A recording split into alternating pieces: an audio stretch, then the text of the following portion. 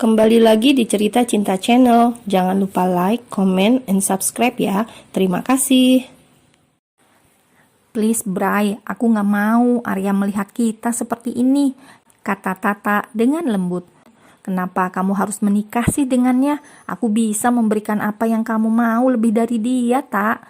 Ucap Brian meyakinkan Tata, namun Tata enggan menerima tawaran Brian. Aman, ayolah Bray, aku sama Arya akan menikah hari ini. Jangan hancurin pernikahan kami, ucap Tata dengan nada memohon. Baiklah, semoga kamu bahagia, ucap Brian, lalu segera mengecup bibir Tata dengan lembut, lalu melumatnya dan menghisapnya. Tata pun terlena dan membalas ciuman Brian. Tata berpikir biarlah ini yang terakhir sebelum ia menjadi istri Arya. Namun siapa sangka bahwa Arya sedari tadi menyaksikan adegan live mereka berdua. Arya mengepalkan tangannya dan membuka pintu dengan keras hingga membuat pasangan dua sejoli itu terlonjak kaget. Api kemarahan jelas sangat terlihat di wajah Arya. Bagaimana bisa ia akan menikah dengan perempuan murahan seperti Tata? Sungguh Arya tak menyangka bahwa Tata tak sepolos yang ia kenal selama ini.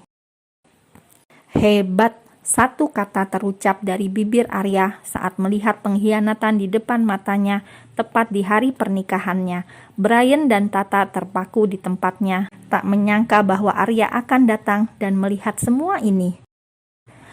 Aku bisa jelasin, ucap Brian berusaha menjelaskan, namun Arya malah tertawa dengan keras. Hahaha, sejak kapan kalian bersama? Ucap Arya terlihat santai namun sangat menakutkan bagi Brian dan Tata. Sorry aku benar-benar salah, aku minta maaf, ucap Brian kembali. Aku tanya sekali lagi, dari kapan kalian bersama? Pekik Arya dengan nada tinggi. Setahun lebih, ucap Brian singkat.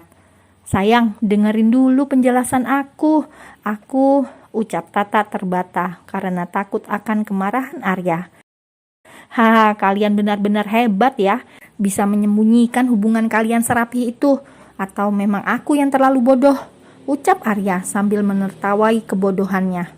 Enggak aku salah, aku minta maaf, ucap Tata lirih. Kalau tahu salah, kenapa kamu lakuin? Tanya Arya dengan menahan sakit. Tata terdiam tak menjawab pertanyaan Arya, hingga membuat Arya melontarkan pertanyaan lagi. Kenapa kamu mau menikah denganku? Tanya Arya dengan tatapan tajam. Karena kamu memaksa aku, Kamu yang memaksa aku, ucap Tata lirih dan terisak, membuat Arya terdiam. Ya, memang benar adanya. Memang Arya yang mendesak Tata agar mau menikah dengannya. Karena Arya berpikir umurnya tak muda lagi dan juga mereka sudah cukup lama menjalin hubungan. Bukankah sebaiknya menikah? Iya kan?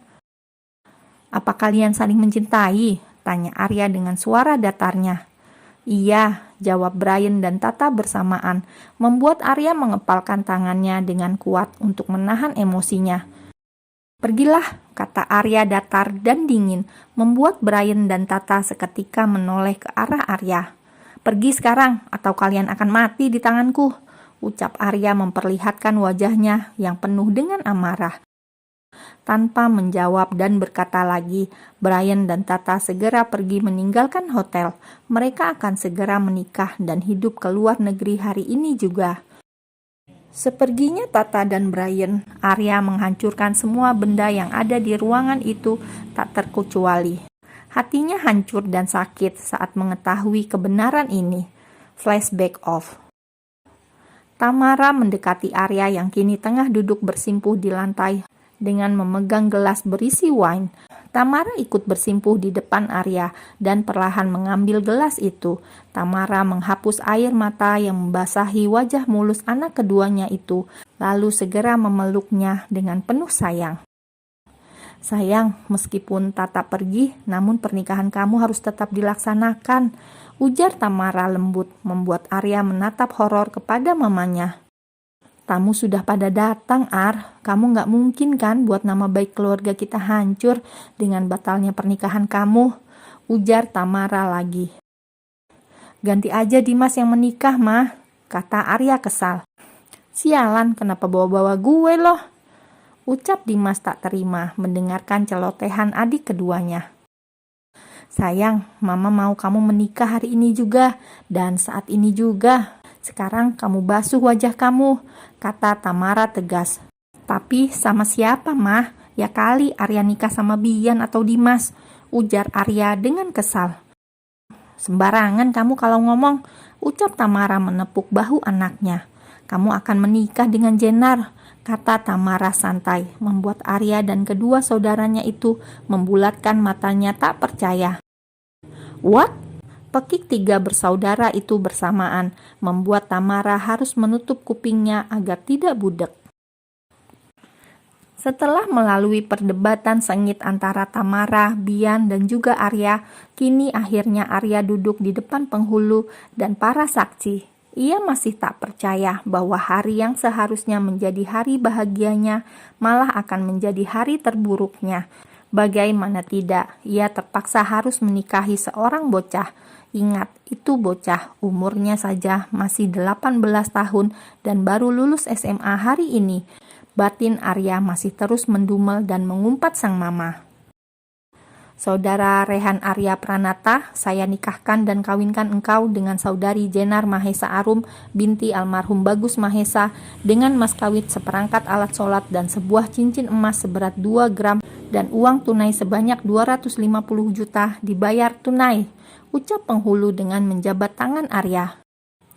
Saya terima nikah dan kawinnya Jenar Mahesa Arum binti almarhum Bagus Mahesa dengan mas kawin tersebut dibayar tunai, ucap Arya dengan sekali tarikan nafas. Bagaimana saksi? Tanya penghulu. Sah, sah, sah, ucap para tamu yang hadir. Lalu semua mengucap alhamdulillah dan diteruskan doa oleh penghulu. Tak lama Tamara datang dengan digandeng Jenar lalu mendudukannya di samping Arya. Arya yang melihat penampilan Jenar berubah total dari sebelumnya sampai pangling tak percaya bahwa bocah seperti Jenar bisa tampil secantik dan semukau itu. Kedip woi, ucap Dimas sambil terkekeh melihat Arya terpesona oleh kecantikan Jenar. Begitupun Bian, dia juga tak kalah terpesonanya oleh Jenar, namun apalah daya, Bian hanya bisa diam karena protes pun ia tak memiliki hak. Sial, umpat Arya melotot tajam kepada Dimas. Ayo silakan pakaikan cincinnya, ujar penghulu. Lalu Jenar dan Arya mulai menyematkan cincin ke jari pasangan masing-masing. Jenar segera mencium punggung tangan Arya dan Arya mencium kening Jenar dengan lembut dan lama. Hingga sebuah deheman dari Dimas menyadarkannya bahwa ini di tempat umum dan juga yang ia cium adalah bocah di bawah umur, pikir Arya. Tamara segera memeluk Jenar dengan sayang, lalu menciumi wajah Jenar, membuat Jenar meneteskan air mata karena terharu. Selamat ya sayang, sekarang kamu sudah jadi anak mama, ucap Tamara senang. Namun Jenar malah menangis di pelukan Tamara. Loh, kok malah nangis? Ucap Tamara bingung dan panik.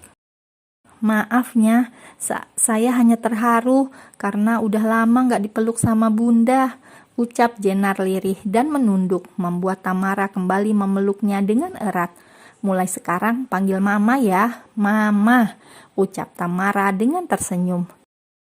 Mama, lirih Jenar dan kembali menangis di pelukan Tamara, membuat siapa saja yang melihatnya terharu, terkecuali Aiden dan Arya yang memang tidak memiliki hati. Maklum hatinya sudah kering, perlu disiram pakai cinta biar jadi bucin.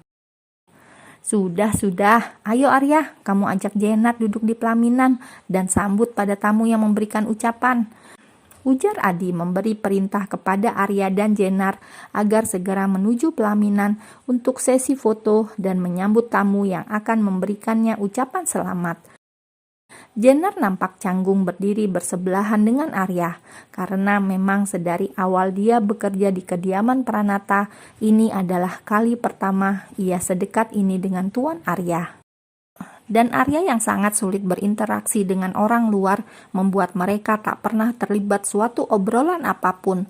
Bila berpapasan saat di rumah, Jenar pun pasti akan buru-buru lari karena ia takut saat melihat wajah Arya yang menyeramkan. Bian menatap Jenar dan Arya dengan tatapan yang sangat rumit. Entahlah apa yang kini dirasakan oleh Bian. Seperti ada sesuatu yang hilang saat melihat Jenar bersanding dengan kakaknya sendiri. Bian tidak mungkin menyukai Jenar. Belum atau mungkin sudah, namun Bian tak menyadarinya. Entahlah.